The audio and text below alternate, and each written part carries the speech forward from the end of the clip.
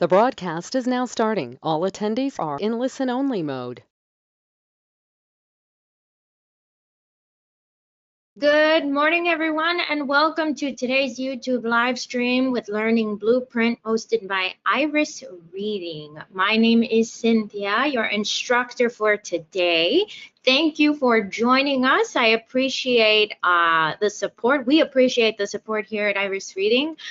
Today we are talking about note taking. So if you struggle to take notes, you struggle to figure out what you wrote down, you struggle to effectively study off of those notes, then we hope today's workshop helps you out. A little bit about us before we get started. We are based out of Chicago with now a second office in the Miami area. I am curious in the audience, has anyone ever heard of Iris Reading in the past? Have you ever taken a workshop with us? Do you know who we are? Let us know in the chat section next to the video. I'd love to see who we have here. We have actually traveled and taught in over 100 cities. Our content, we're actually known for our speed reading workshop. That is the #1 bestseller here at Iris Reading, followed by our memory technique workshop. So those workshops have been all over the world, but we still have many, many more cities to reach. And so we are curious, where are you joining us? If you'd like to let me know in the chat, go ahead. Also, have you ever heard of us in the past? And if not, I encourage you to check us out on our website, irisreading.com. We are also on social media, so if you want to see what we're doing, or how we are aiming to turn reading and learning fun or enjoyable again, then please check us out. I have not included the link on here for our TikTok, but we are also on TikTok. And again, that is just iris.reading. So let me take a quick pause here to see something. And in the meantime, again, if you have any questions, please feel free to let me know in the comment section next to our video today. Oh, I see everyone here. Thank you for participating. All right, it looks like some of us have not heard of Iris Reading, and we're joining from India. Very nice. Let's see. Carol says, I'm a Midwest girl, but I'm in the south of Richmond, Virginia right now. Well, thank you so much for sharing. We appreciate that. It's nice to know I'm not talking to the wind. So please keep dropping your comments, your concerns, your questions in that section. I was just making sure that everyone was able to locate that. So very, very good. Thank you again for participating. Now back to note taking. We take notes with the goal of remembering for later.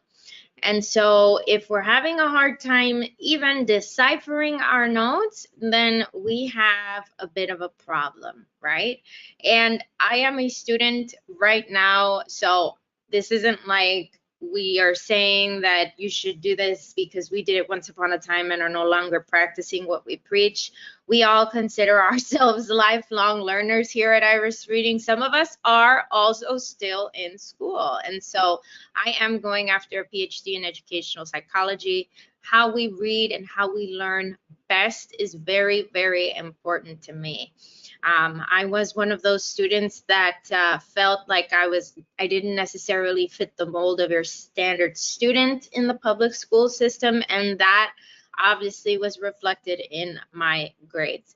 English was also not my first language, and so I think that just made everything 10 times worse. But I'm very grateful to have come across a company like Iris Reading that actually is interested and invested in helping students learn as best possible, whether that be reading faster, being productive readers, teaching students techniques to memorize things. Isn't that funny how we usually will hear in school that we need to memorize things, but not many of us will actually learn how to. And even more, we don't necessarily learn how our memory works. So we're just expected to kind of smash information into our memory and then hope for the best. So we noticed there was a gap there. And so that is why, again, Iris Reading is here We also know that you are expected to take notes as a student, but again, we're not always taught how to take notes that best fit us. While we do recognize there are workshops that teach you the different templates on how to take notes, not everybody learns what notes work best for them and how they think, right? We all think differently. We all reason differently. We get to certain points, or we understand certain things different ways. So why does it make sense that we all take notes in the same fashion? And an example of this, just to prove again how there's a gap here. Think about when you think about something, whether you're thinking about picking up a Starbucks, or you're thinking about taking the dog out, picking up the dry cleaners, whatever. Do you think today I am going to go to the dry cleaners? Then I will go to Starbucks, and afterwards I will take Hunter for a walk. We don't usually think that way, right? We think in phrases, maybe in words, just single words. We think in pictures.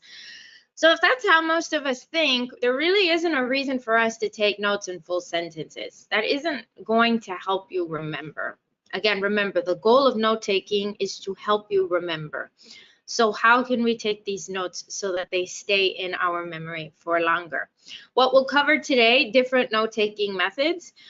We are going to hit the standard templates and more importantly, what templates are applicable for certain subjects.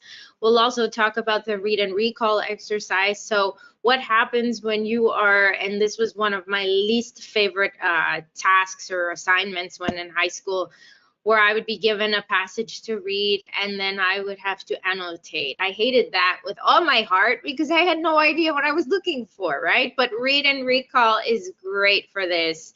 We'll share it in a moment. We'll also talk about some digital tools. So while we recognize that the world is modernizing, not everybody wants to continue to take notes with pen and paper, we have compiled a list of apps that we have found helpful.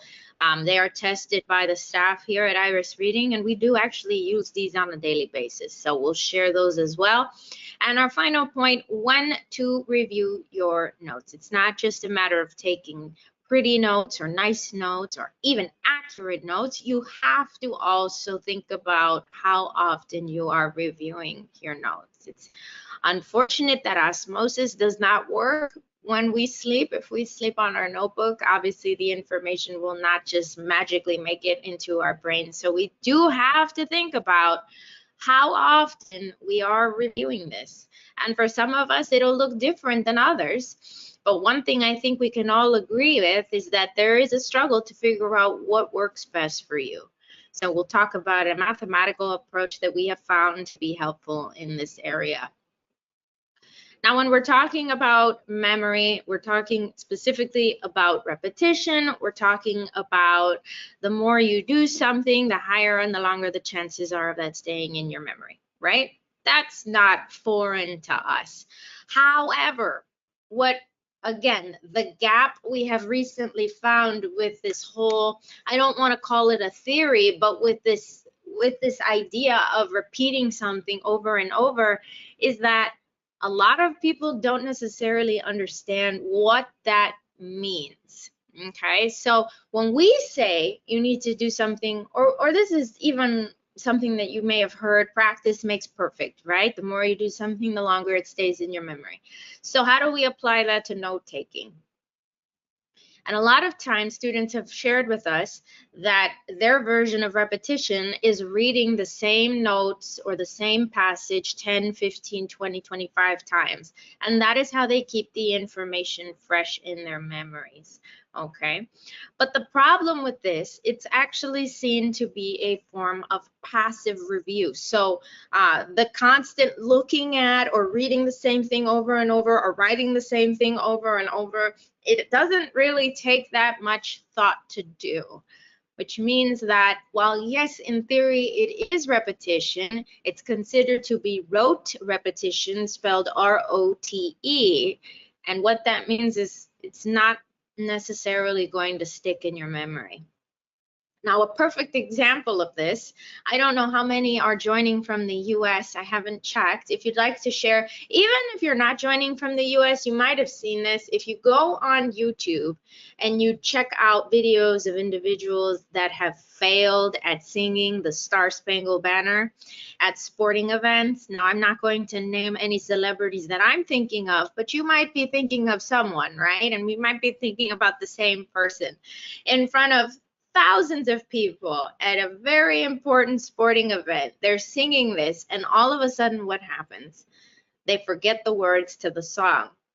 Now, the reason I found that appropriate to apply here is because if you were born in the US, you do grow up singing that Star-Spangled Banner every day before class. It's something that's done at the beginning of class in the mornings. So you would think that someone that is singing the song 8 years, 9 years in a row would have something committed to memory. But the mindless, again, repetition of something doesn't guarantee that it's going to stay in your memory, okay? And I will just say that those videos of those sporting events and this specific celebrity that failed, it's so uncomfortable to watch because it's in front of thousands of people. But just, think about that. When you are reviewing the information, notice in the video that she was able to think of the overall shape of the words, but she wasn't able to actually say the words. And so just check it out whenever you have a minute. We don't want that to happen to us when we're taking an exam, right? We don't want that. We don't want to know the general idea of what we needed to know. We want to know exactly what we needed to know. And in order to get there, we need to apply some sort of strategic repetition that is actually engaging your mind, okay? So when we're reading and we want to remember, we may be taking notes.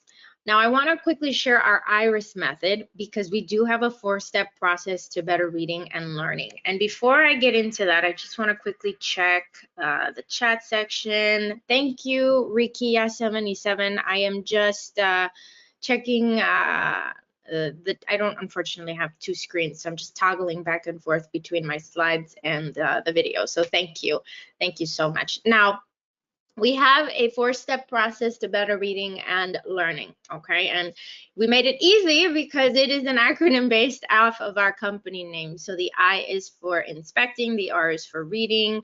And we talk about inspecting and reading in our speed reading workshop. So if that's something you're interested in, I do have a discount code, I believe. I do actually, that I can share with you all at the end. But essentially what we're talking about in this with this inspecting and reading is we want you to get the gist of what you need to read first.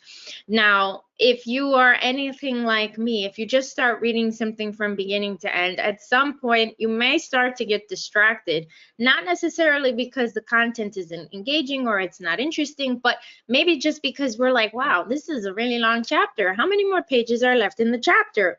Or, for example, also, we may not have had enough coffee in the morning to get through the material. We may have had too much, right? We may not be sitting in an environment that is conducive to actually paying attention. So there's a lot of things that fall in place when we're thinking about inspecting this material. I always share.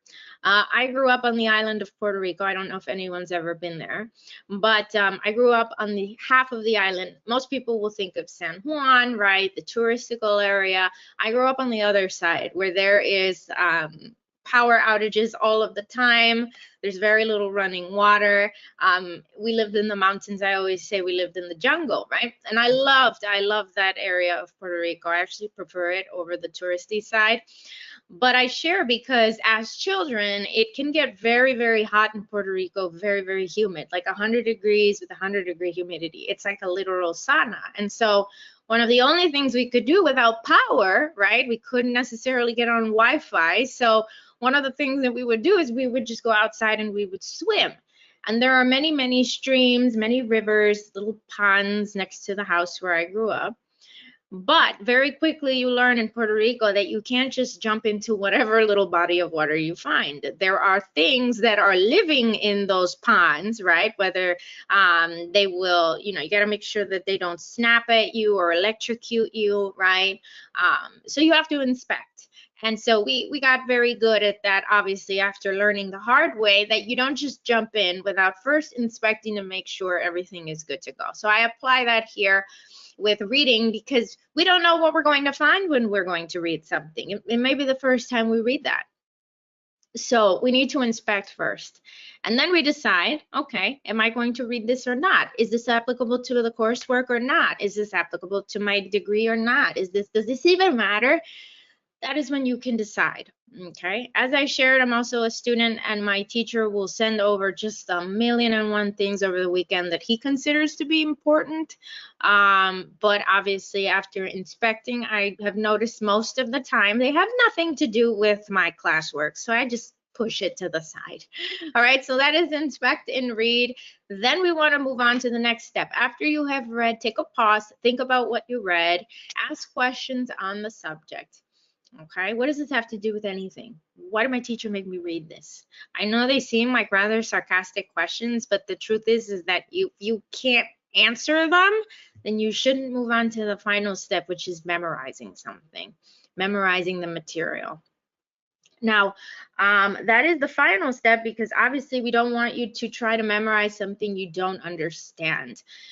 Out of personal experience, I have a BSN in nursing as well, and this was something that my first semester of nursing school, it almost drowned me, because I was more concerned with memorizing the information than actually understanding it. Okay, so this 4-step process, easy, step by step, can get you through material, can get you through the content, and you can actually learn something and be productive in your reading and learning. Now, we want to think about some note-taking strategies that can help you remember. So let's start out with highlighting. So this is a lot to look at. I've been teaching this workshop for like 3 years, and every time I see this picture, I feel like my stomach drops. Like, it's a lot to look at, only because I remember doing this.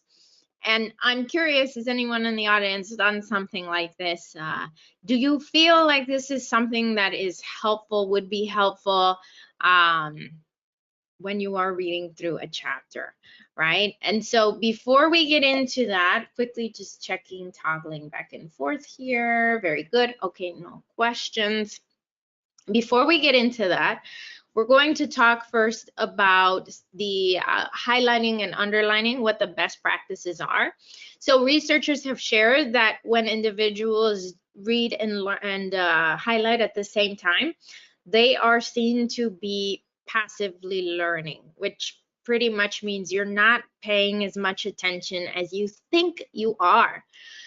You also run the risk of highlighting things that are not important, because again, how do you know if it's important if you haven't read through the entire paragraph, right? We know the principle of how a paragraph is written. We know the first sentence is usually the main idea, followed by supporting statements and facts. So if we just pick a random sentence in the paragraph and highlight it, I mean, the odds of that being the sentence that is of most importance in that paragraph without reading through the whole thing, that's pretty risky. We don't like playing Russian roulette when we're learning. So we recommend, instead of reading and highlighting at the same time, try to get through the whole paragraph first, and then decide if you are going to highlight, for one, what you will highlight, okay, and how much you will highlight as well. Okay, now when we're talking about taking notes, we have also noticed, also based off personal experience, that individuals will just kind of go to class, take the note, and then they'll come home, they'll try to figure out what it means. They'll memorize something that they halfway understand, take the test, do a decent job, and never really find a reason to switch that routine up. But here is the problem with that. If you're going to class and you're not preparing beforehand, let's say with the syllabus or actually just checking out the chapter that will be discussed, when do you ask the questions of clarification? You can't when you're just writing your notes down because you have nothing to reference, and you can't in the evening after taking notes, because unless anyone has access to the professor after hours, that's not necessarily something that's available to you, right? So we ask that you prepare beforehand.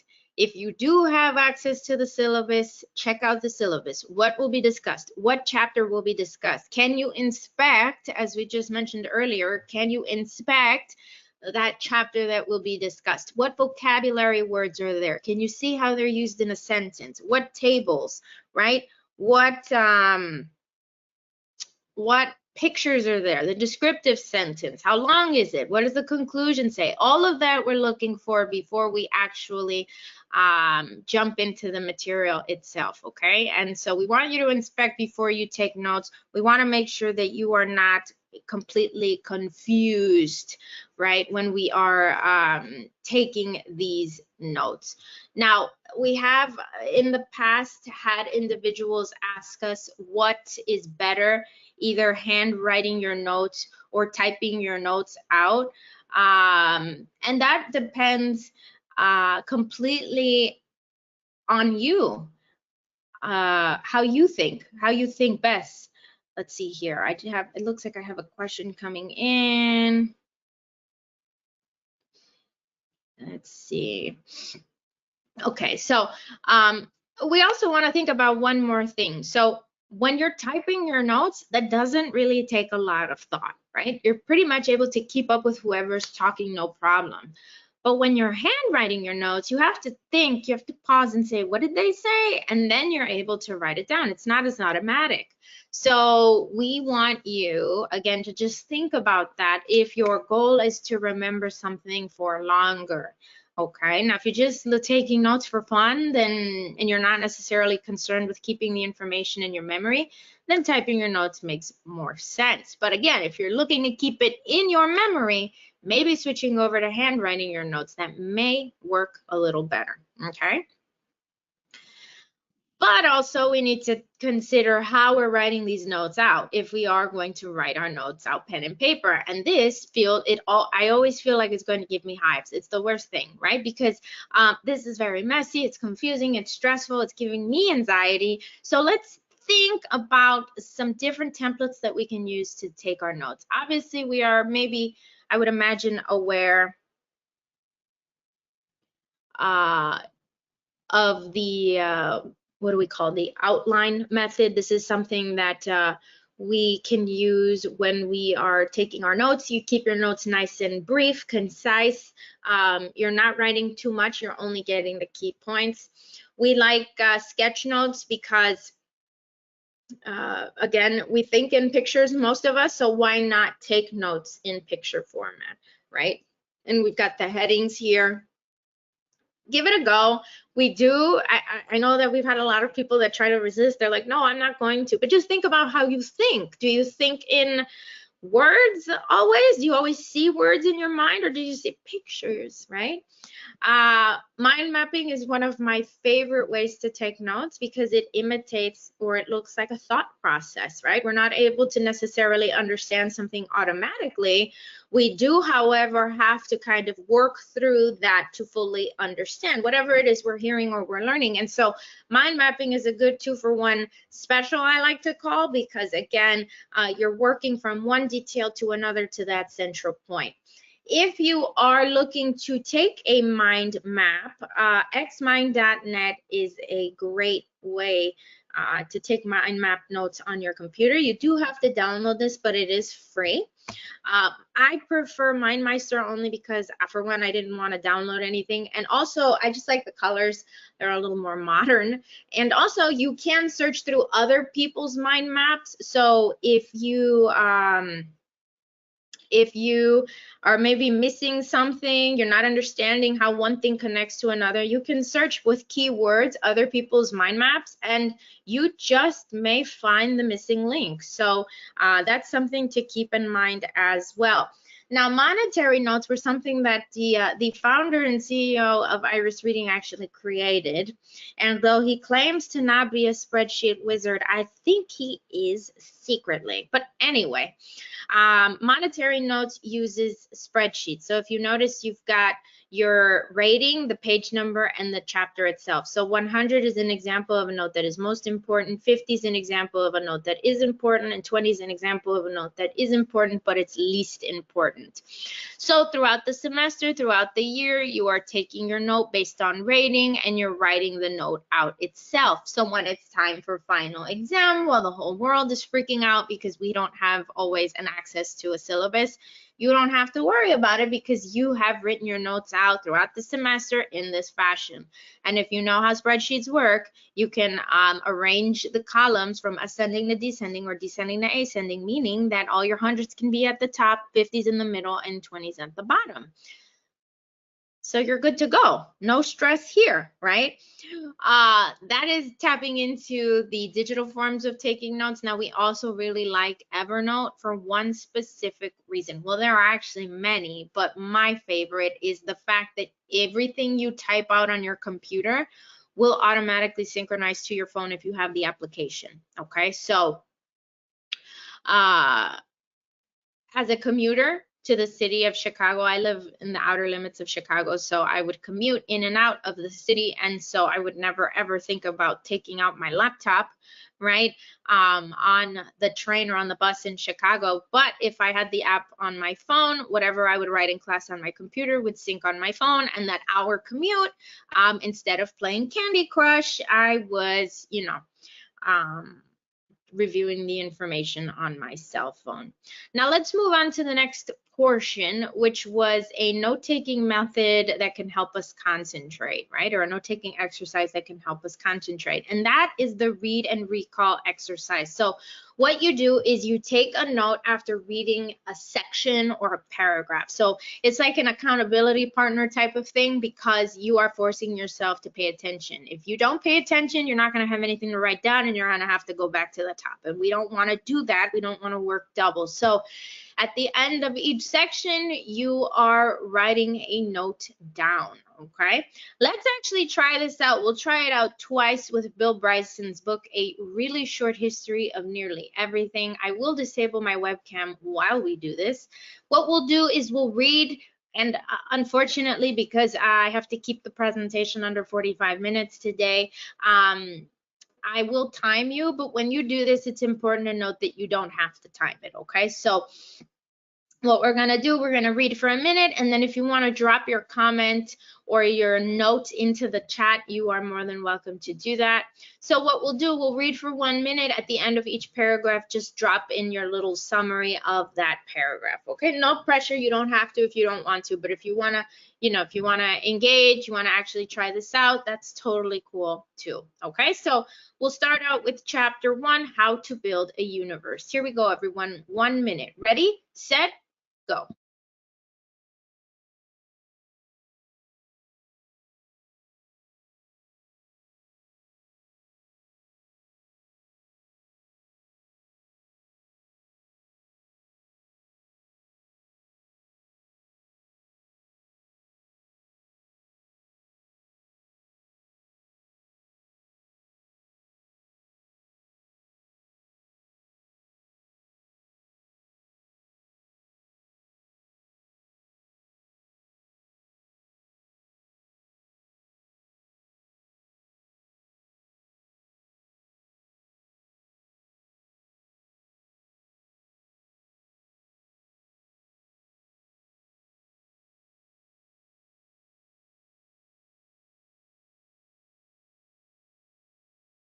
And stop.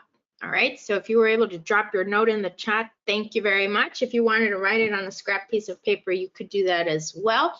We'll do this one more time, just again to kind of gauge your interest with this method. Again, you don't have to do this. We are just saying that in instances where the material is not your favorite subject or your favorite flavor, then this is a good method to try, okay? So here we go with chapter 2, Welcome to the Solar System. Ready? And we will start in 3, 2, 1, go.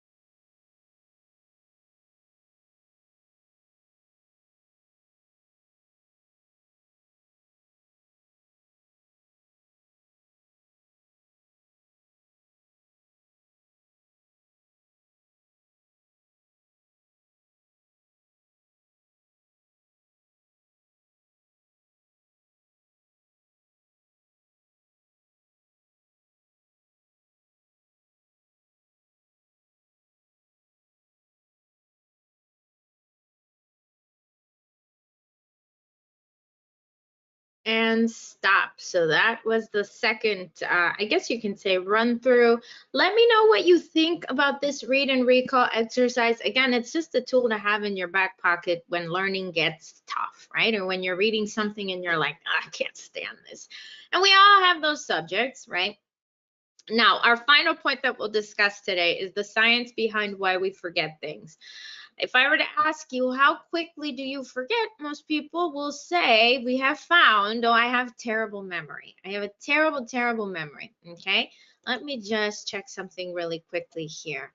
And it turns out, all right, very good. It turns out that most people actually don't have a terrible memory.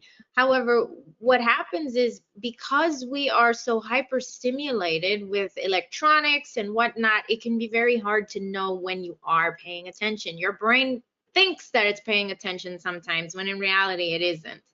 Okay, so obviously, unless you suffer from a condition that will obviously impair your memory, most people don't have memory issues. What they do have is just like hyperstimulation because we're constantly either on our phones or on the screen watching something, right?